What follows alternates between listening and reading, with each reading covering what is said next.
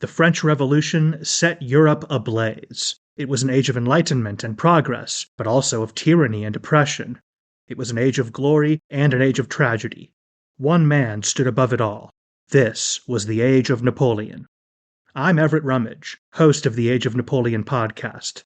Join me as I examine the life and times of one of the most fascinating and enigmatic characters in modern history. Look for the Age of Napoleon wherever you find your podcasts. I'm Jeffrey Rosen, President and CEO of the National Constitution Center. A few years ago, learning about the forgotten meaning of the pursuit of happiness changed my life. When the founders wrote that famous phrase in the Declaration of Independence, they meant an ongoing commitment to self-improvement and lifelong learning. This discovery inspired me to write a book, and in my new podcast, I explore the founders' lives with the historians who know them best. Plus, filmmaker Ken Burns shares his daily practice of self-reflection. Join me for Pursuit, the Founder's Guide to Happiness. Support for Ben Franklin's World comes from the Alejandro Institute of Early American History and Culture. I recently asked Chris Hodson, a historian at Brigham Young University, how the Alejandro Institute helped him with his research on the French Atlantic world. He told me about a conference the Institute helped him put on. Last fall, Brett Rushforth and I, and you know Brett from his conversation on Ben Franklin's World about Native American slavery in New France, organized a conference that brought together scholars from all over the place, from Europe, from Africa, from North America, from the Caribbean, who've been reading each other's work for years in many cases without actually having met face to face. And it was really great to see this community of historians come together. Lots and lots of new work and new partnerships are going to emerge from the conversations that we had, and community and the sort of scholarly interchange that we want to foster is just as important to research as the hours you spend in an archive or in special collections. And those conversations, in many cases, are what spark you to look for different things or different ways of looking at new things. That's why we wanted the Alejandro Institute to sponsor our conference, because they really specialize in making those conversations happen. Welcome to Ben Franklin's World, a podcast about early American history with Liz Covart. The study of history is key to understanding who we are and how we can affect a better future. Ben Franklin's World will introduce you to historical people and events that have impacted and shaped our present-day world. And now, here's your host, Liz Covart. Hello, and welcome to episode 70 of Ben Franklin's World, the podcast dedicated to helping you learn more about how the people and events of our early American past have shaped the present-day world we live in. Have you ever wondered how historians research history? How they find information about the lives of people who did not keep journals or write letters? In this second installment of our Doing History series, we continue our exploration of how historians work by investigating how they research. How do historians know what they know about the past? In episode 66, Simon Newman helped us explore how historians find their research topics. And in today's episode, Jennifer Morgan will reveal how historians research the topics they choose to pursue. Jennifer studies the experiences of African and African American enslaved women in early America. She is interested in how slavery affected the lives of enslaved women and how enslaved women affected the development of early American slavery. As you might imagine, information about these topics is hard to come by, because enslaved women who lived in the 17th and 18th centuries did not leave behind many first-hand accounts about their experiences. But it is this fact, the absence of information, that makes the research Jennifer performs both important and very interesting to follow. How do historians research people who left behind little by way of a written record? During our conversation, Jennifer reveals information about the daily lives of enslaved African and African American women, how women's reproductive capabilities both impacted early American slavery and the way that African and African American women experienced slavery, and how Jennifer researches and recovers the lives and experiences of enslaved women. Are you ready to learn more about early American slavery and how historians do history? Let's go meet our guest historian. With tidings and wisdom to share about our early American past, here is this week's special guest. Our guest is a professor of history and social and cultural analysis at New York University. Her research interests include early African American history, comparative slavery, and women and gender. She is the author of numerous articles and book chapters and the book Laboring Women, Gender and Reproduction in New World Slavery. Today, she joins us as part of our special series, Doing History, How Historians Work, to discuss how historians research history. Welcome to Ben Franklin's World, Jennifer Morgan. Thank you so much. Jennifer, you studied the experiences of enslaved African and African American women in early America. Would you tell us about the lives enslaved women led? I think it's a funny question because it's both very simple and it's very difficult to answer. Enslaved women's lives were defined by the work that they were compelled to do under slavery, which is a simple answer. But the more complicated answer is, of course, that in the colonial period, that work was incredibly varied. Enslaved women and men could be doing a wide range of agricultural work, the work of constructing colonial infrastructure, work on ports, work in hotels and small cities, domestic work, caring for animals, weeding gardens, clearing fields, tending livestock. It was an incredibly wide range of work that enslaved people were compelled to do. That doesn't sound like the traditional work you would find white women doing in early America. I don't think so, although I think that we have to remember that all people in early America were doing things that we might not anticipate them doing. But by the same token, we know from very early on that the work that enslaved women did was particularly difficult and particularly onerous, mostly because it was understood to be work without end. There was no reprieve in the kinds of work that enslaved people were doing. Did the experiences of enslaved women differ from the experiences of enslaved men in any way? Yeah, I think that they did. I mean, enslaved women did work that we might imagine would be more likely to be carried out by men. They did work that involved heavy, repetitive toil, for example, in fields and on farms. But having said that, we know that enslaved women, once a plantation was developed or once a household was developed, were likely to be doing work that we might think of as women's work in household, work around food preparation, work around the care of the sick, work around raising children. But I think that that for most women who were enslaved in colonial America, the work that they did was quite similar to the work that men did. In Laboring Women, Gender and Reproduction in New World Slavery, Jennifer explores the impact slavery had on women's lives and the impact that women had on the development of slavery. Jennifer, what impact did slavery have on women's lives? The most important impact that slavery had on enslaved women's lives had to do with their reproductive future. From the very beginning, from the earliest records that we have, there is a clear sense that enslaved women's children would also be enslaved. There weren't a huge number of children being born in early America to enslaved women. The work that they did and the toll that work took on their bodies meant that birth rates were actually quite low.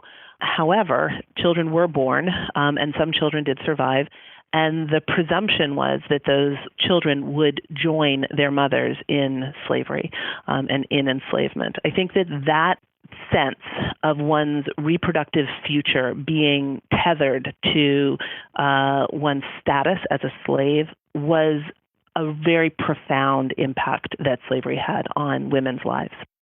Did slave owners ever try to control the reproductive capabilities of their female slaves?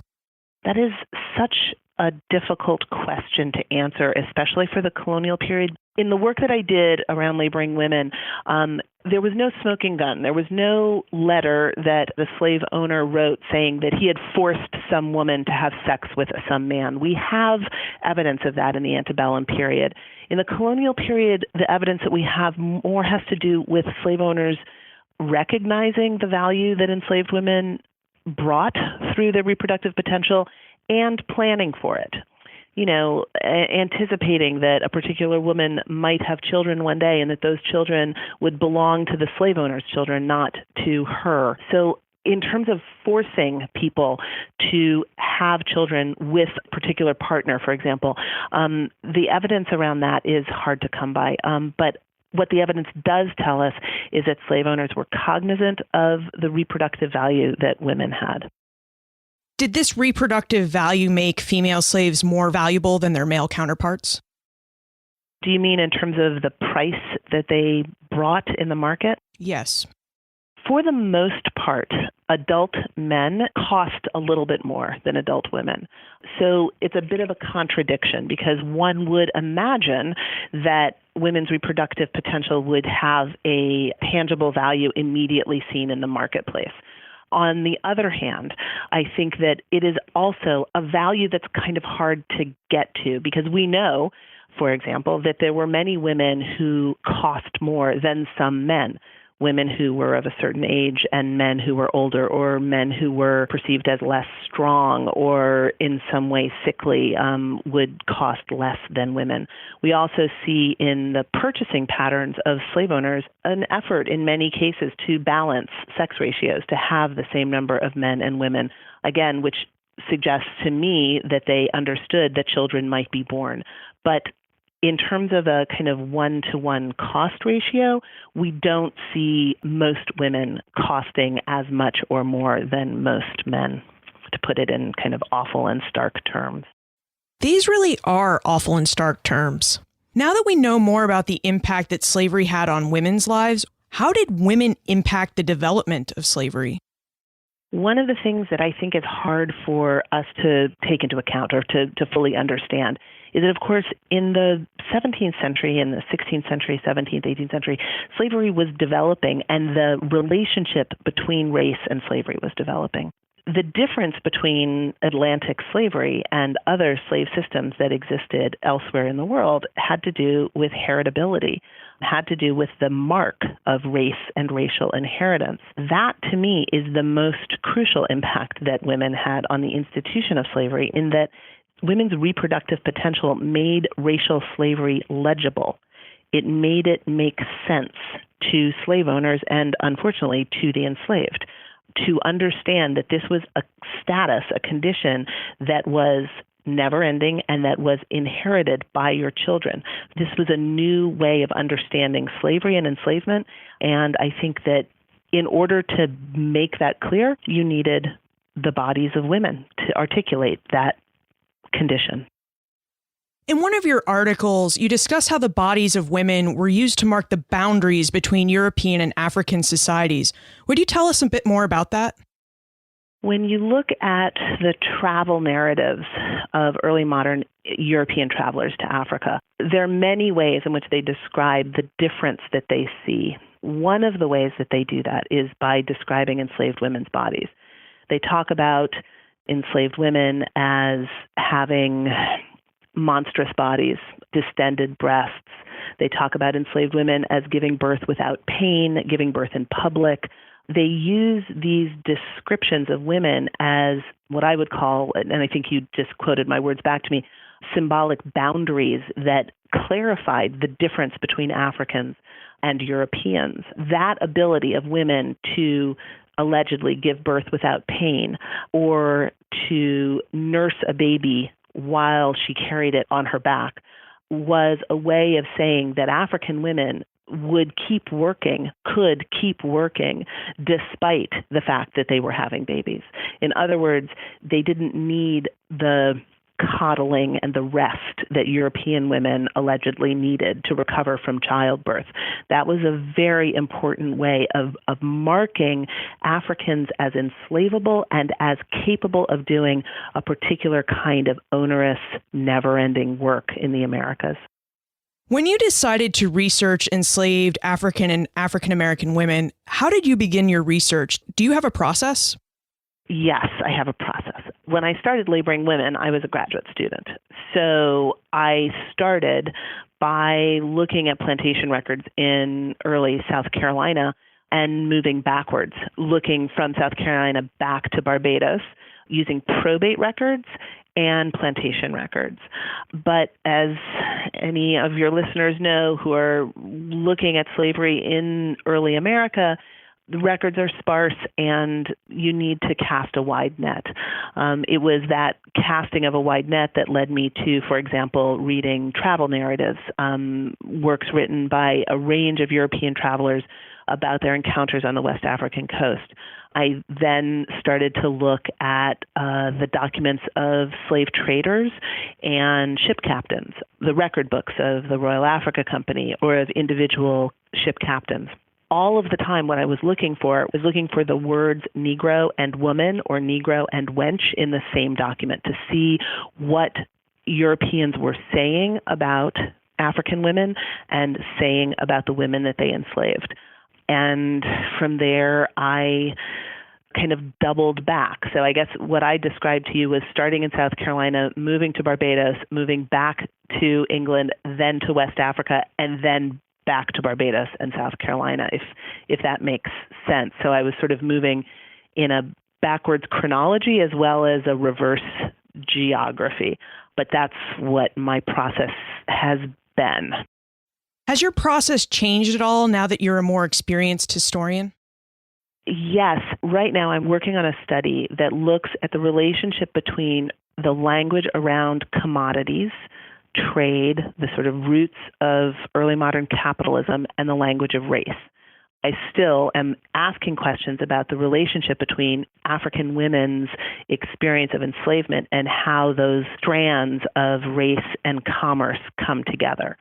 So for this project, I started with published sources. I started with pamphlets that come out of England in the 1620s and the 1630s, arguing about the nature of currency and why England should or should not be involved in international trade.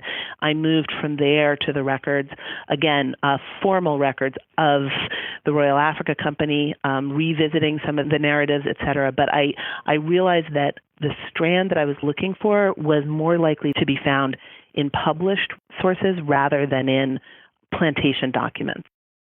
Lance would like to know if historical questions play a role in your research, and if so, how do you form those questions? Absolutely. I'm interested in the intertwined history of race and gender. I'm asking questions about why slavery made economic sense to some people and how other people opposed their enslavement. My historical question has to do with the formation of the Black Atlantic. How does the Black Atlantic come into being? What is the Black Atlantic? So I think I always have big questions in mind, which I then try to route through the particular experiences of enslaved women. And how do you come by those big questions? I don't know how to answer that question because it's what I'm always thinking about. I think I read widely. You know, I'm a historian, but I teach in an interdisciplinary department as well as in a history department. I'm always encountering students who are interested in more contemporary questions of race, of racial identity and racial violence and the ways and the sort of logic and illogics of the American racial landscape. And so for me, I take those questions and I think about them historically. So if my students are concerned about Ferguson and police violence, I want to help them to think about the roots of that violence in the legacies of slavery, in the afterlife of slavery, in the experience and the development of slavery.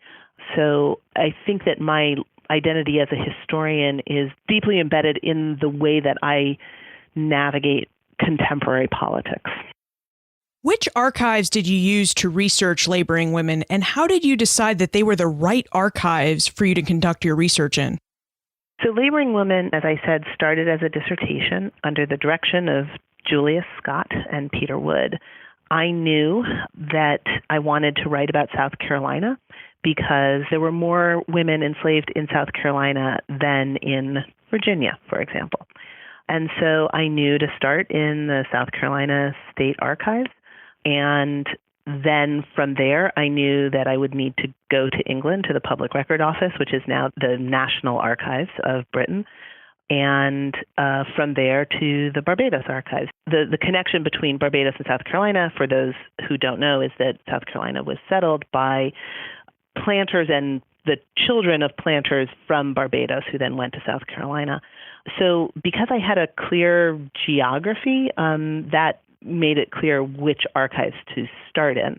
And then again, like once you're in the archive, you realize, oh, I need to go to Charleston to look at the Charleston archives, or I need to go to the Barbados archives and the Barbados Museum and Historical Society, right? So that you start to track various archives in the locations that you're interested in. So it sounds like you pick an archive and your experience in that archive leads to other archives. Yes, I would say definitely. And, once you're in, so I spent a fairly significant amount of time as a graduate student in London in like I said, it used to be the PRO. Now it's called the National Archives. So while I'm there looking for the records of slave traders or the correspondence between colonial officials on the Board of Plantations, I'm also talking to other researchers. I'm also, learning about other archival collections that I should perhaps take a look at. I realize I need to go to the Bodleian and look there. I need to go to Lambeth Palace and look there. And that's partially also, of course, from reading secondary sources, from reading the work of other historians. I mean, you pick an archive, but you're also constantly reading, kind of retracing the footsteps of historians who've gone before you. I bet librarians and archivists are also helpful as you try to identify sources in archives. So helpful. Now, here's the thing. I wonder, I started this dissertation in when did I go to the archive? I started graduate school in 1988, so I went to the archive in 91, maybe 90. So I'm not an ancient historian, but I didn't have a huge amount of digital resources at my fingertips. So I relied enormously on archivists. And I wonder if graduate students who are going into the archive now take archivists a little bit more for granted because of the wealth of information that you can access online, that you can, I advise my students, before you go to the archive, you go to their online finding aids. You make the list of things that you want to go and look at so that you arrive at the archive with a really strong sense of what you're after. I couldn't do that quite as well in the late 80s and the early 90s. So I needed the archivist and I needed the librarians much more. I was very, very grateful to have their help. Has the internet changed the way that you research now? Absolutely. I mean, I would be lost without early English books online. The article that you mentioned, The Some Could Suckle Over Their Shoulder, which was drawn, as I said, from published travel narratives. At the time, I could only get those in special collections. So most of the research for that article happened at the University of the West Indies, Mona, in Jamaica. They had a really extensive collection of published early modern books that discussed the Caribbean and Africa. And I happened to be there for a couple of weeks, and the Jamaican National Archives had less information than I needed, and so I spent a lot of time in that library on the University of the West Indies campus, and that's where that chapter kind of developed. Now, today, I could get every single one of those books that I could maybe get in Jamaica, maybe in England. I can get them all online. It makes the research, I think, much more efficient. Brian would like to know how you research enslaved women. He notes that slaves left few sources behind and that most of the sources we have about slaves are actually written by slave owners and the people who enslaved them. Yeah, he's absolutely right. And of course, that's why, you end up, if you're writing about enslaved women in 17th century Barbados, as I did, you end up using records that you need to do a lot of work to locate those women in. So probate records, the wills of slave owners, in which slave owners say, I leave, the daughter of my slave woman Mary to my oldest son, for example. That's a little tiny bit of information about Mary. If I'm lucky, I could find her referenced in an inventory either earlier or later in that slave-owning family's histories. I might be able to say that she did have a daughter or that she didn't. I might be able to speculate as to her knowledge of this provision in his will.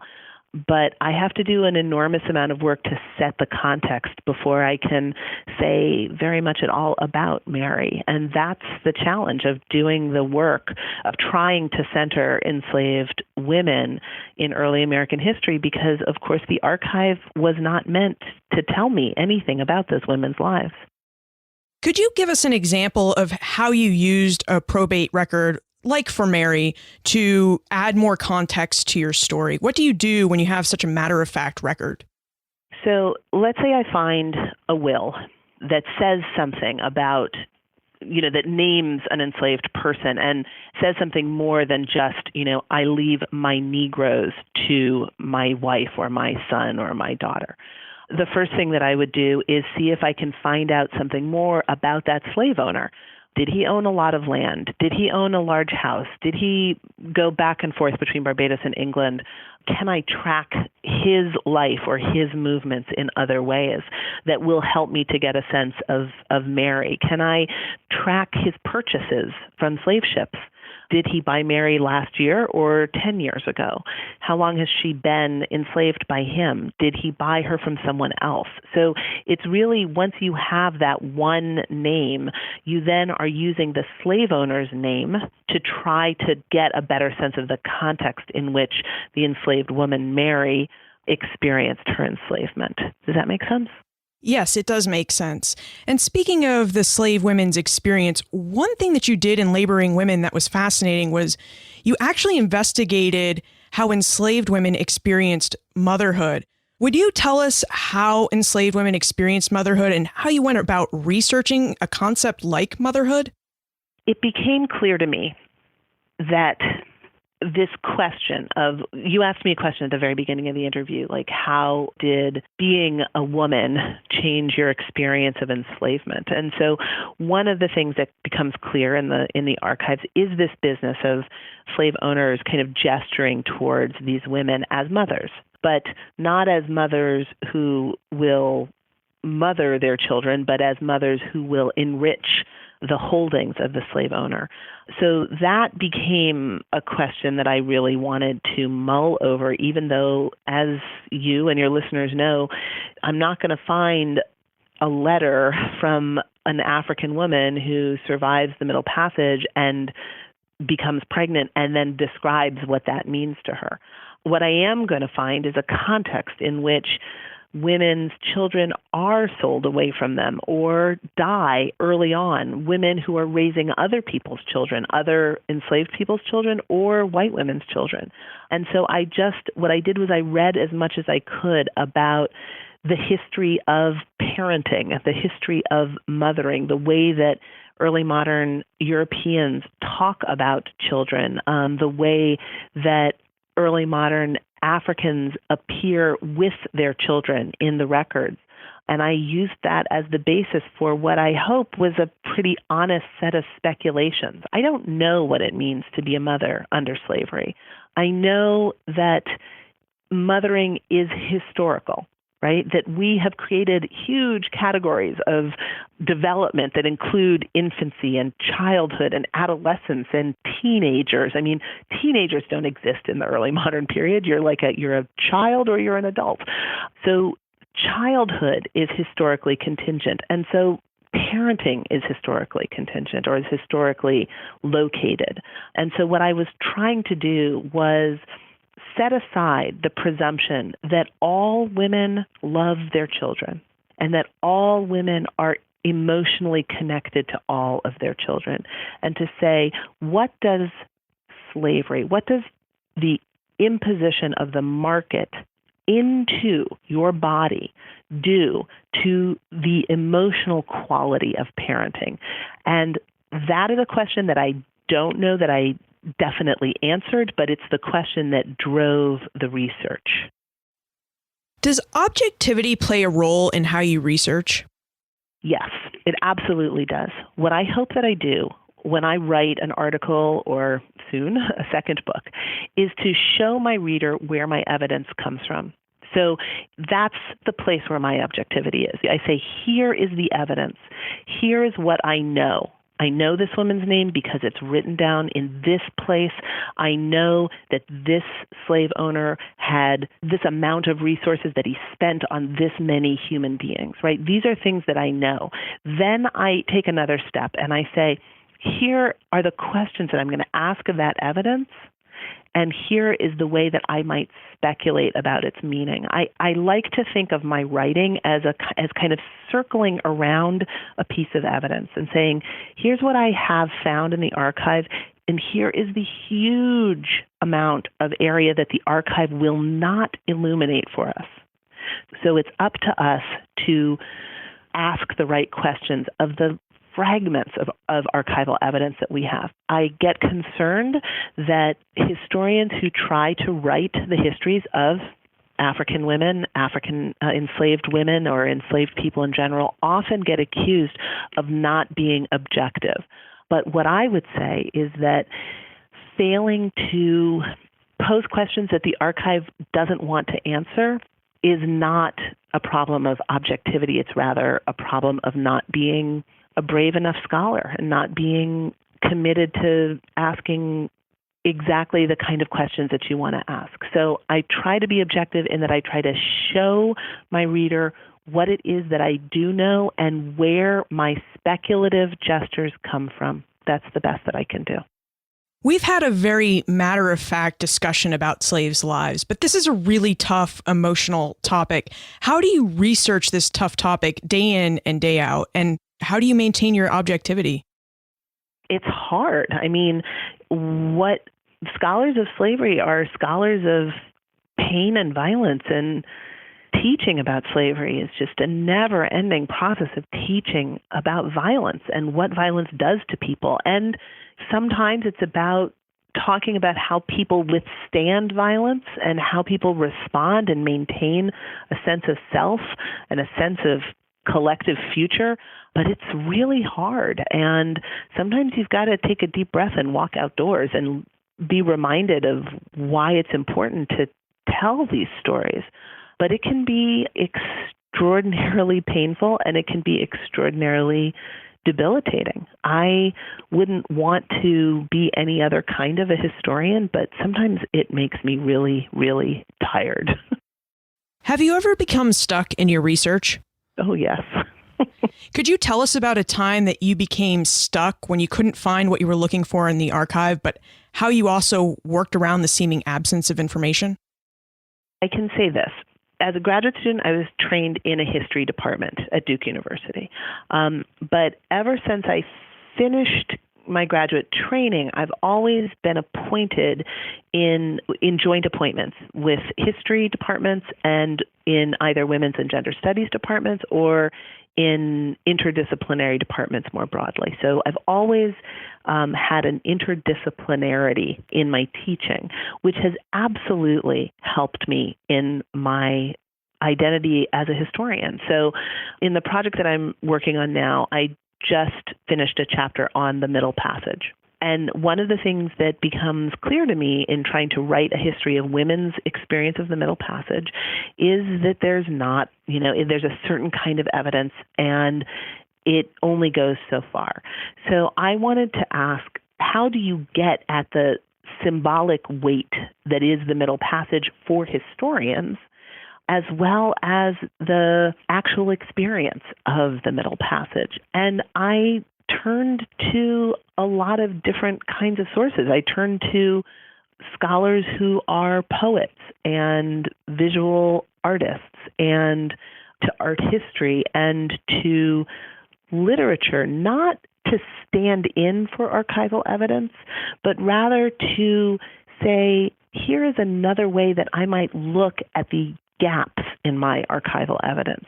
I can use the imaginative work of a different kind of a scholar to help me bridge a gap. Does that make sense? Yes, it does. Interdisciplinary work helps me with my research. And I know many historians who seek work on anthropology, archaeology, economics, and art history just to gain a fresh perspective for their research. Exactly. And it helps you to in interpreting narrative and in constructing narrative. And that's what we do. So I would never substitute a novel for the archive. I wouldn't. I never would. And I rarely, by the way, teach novels in my undergraduate courses because I just don't think I have the training to do that. But what I will do is I will use my own experience of reading novels or reading poetry to help me to think about the question I'm trying to ask and the obstacles to answering it. I'm not alone in this. There's so many scholars who've talked about the sort of stultifying problem of reading shipping records, for example, or reading probate records, where it's just this like double entry bookkeeping of slaves and the cost, the money that's paid for them. And you read that for days and weeks and months in the archive, and you can lose track of the women and the men whose lives you're trying to bring to light. So if reading another genre of writing helps you to recenter yourself and remind yourself of whose story you're trying to write, then I think we need to do it. We've talked a lot about research, but Michael would like to know how you know when you've done enough research and that you're ready to write your book or article. How do you know when you've done enough research? It's such a hard question. I don't know. You're talking to somebody who's still like struggling mightily to finish a book-length project right now. I have a sense of what I want to accomplish when I go into an archive. I want to write a chapter on the Middle Passage, or I want to write a chapter on the experience of being sold, or I want to write a chapter on the state of markets and trade in the 17th century on the West African coast. So I have some parameters, and I just stay in the archive and until I feel like I've got a beginning and a middle and an end to that chapter or to that article or to that book. Do you have any research tips or advice about locating archives or conducting research that would be helpful for those of us who are interested in starting research on our own projects? You start by reading the good histories that compel you. So you start with secondary work, whether it's secondary work on the exact time and place that you're interested in writing, or whether it's the historian who's written a study on a different time and place, but that asks the same questions that you do. And you look at their footnotes. What archive did they go to? What archive keeps coming up for the scholar who's writing about the development of plantation economies in colonial Virginia? What questions have been asked and answered, and what questions do you still have? Then you go back to the same archive. It's very rare that you're going to find a piece of evidence that nobody's ever seen or it hasn't been seen in 150 years. That's not very likely. What is likely is that you're going to look at the same probate records that I did, and you're going to see something different. You're going to ask a different question. So you just, you follow in the footsteps of the historians who compel you, and you see what new questions you can bring to that evidence. It's interesting that you mentioned new evidence because that's a perfect transition for the time warp. Normally, this is a fun segment of the show where we ask you a hypothetical history question about what might have happened if something had occurred differently or if someone had acted differently. However, in this time warp, we're going to let you go through time on a time machine.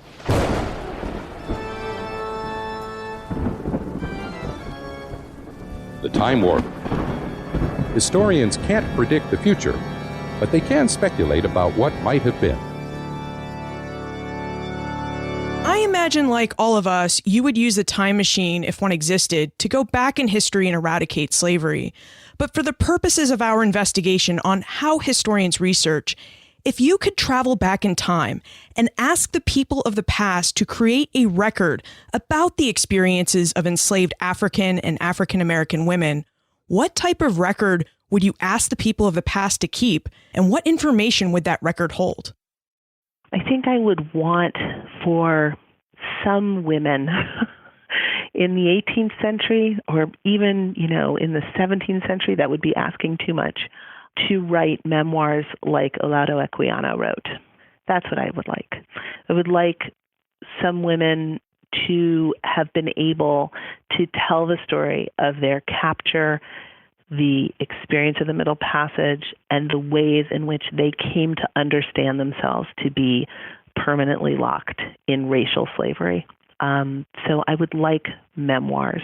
I would like narratives. I would like Olaudah Equiana's sister to have accompanied him on that voyage and to have written her own account. And I say that completely mindful of the possibility that Olaudah Equiana did not actually have precisely the experience that he narrated. But I can work with that. We've alluded to your present-day project a lot in this interview. Would you tell us about it? What are you researching and writing about now? The new book is, I guess I would call it a cultural study of numeracy and race through the lens of enslaved women of African descent. I'm looking at the way that slave owners, slave traders, and enslaved people located themselves in economies, in numbers, in debates about currency and value, and how all of those things produce the kind of logic that race and racial slavery is embedded in. So the book is called Accounting for the Women in Slavery, meaning finding women in the archive. So it's counting women, but it's also accounting for. It's thinking about the kinds of commercial records that both show us what women's lives may have been, but also hide the presence of those women from the historian. Where is the best place to look for more information about you and how we can get in contact with you if we have more questions about your work and how historians research? Through my department, through the Department of Social and Cultural Analysis at New York University, and you can contact me there. I am currently the chair of my department, so I basically live in my office. Jennifer, thank you so much for revealing how historians go about their research and revealing more information about the lives of enslaved women. Thank you very much, Liz, for taking the time to find me and talk to me. I appreciated the opportunity to talk with you and to share some of my work with your listeners. Geography. When you start a research project, you need to look at the geography of the topic, person, or event you want to investigate. Jennifer wanted to research enslaved women who lived in South Carolina and Barbados during the 17th and 18th centuries. So she started her investigation by looking for information in the libraries and archives in South Carolina and Barbados. Today, many libraries and archives have electronic catalogs. From the comfort of home, we can search these catalogs for people, places, and keywords and see what information the archives has on them. We should also fire up our email client and send the librarians and archivists who work in the places where we might want to conduct research an inquiry. Even in our digital age, we should not overlook librarians and archivists. These people work among the historical record we wish to access, and I have often found that librarians and archivists know more about the collections in their archives than the digital catalog. As we research, we should also keep in mind what Jennifer revealed to us, that it is possible for historians to find information about people who left very little by way of personal papers, memoirs, or journals behind. Historians just have to cast a wide net and think creatively when they choose to research non-famous or non-literate people or people who kept records but whose records were lost to fire and other disasters. Often creative thinking starts with historians talking to other historians about how they trace the lives of hard-to-track people. Other times, it involves reading the work of different types of scholars, people who either don't study history or who approach history from backgrounds in archaeology, economics, or other subject areas.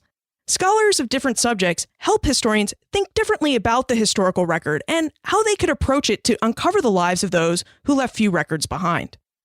You can find more information about Jennifer, her book, Laboring Women, plus links to the books, articles, and archives we talked about today on the show notes page, benfranklinsworld.com/070. Be sure to check out the website of our Doing History series partner, the Alejandro Institute of Early American History and Culture. The Alejandro Institute plays a key role in helping historians like Jennifer Morgan think differently about how to uncover the early American past. As Chris Hodson described for us, one way the Institute does this is by hosting events that bring historians together to discuss history. For more information about the Alejandro Institute and their conference schedule, visit benfranklinsworld.com/OI or click the link on the show notes page or in your Ben Franklin's World app. Finally, what aspect of history are you researching, or what aspect of history would you like to research? Send your answers to liz@benfranklinsworld.com, tweet me @LizCovart, or post a comment on the show notes page for this episode or in our listener community on Facebook. And remember, never leave till tomorrow that which you can do today.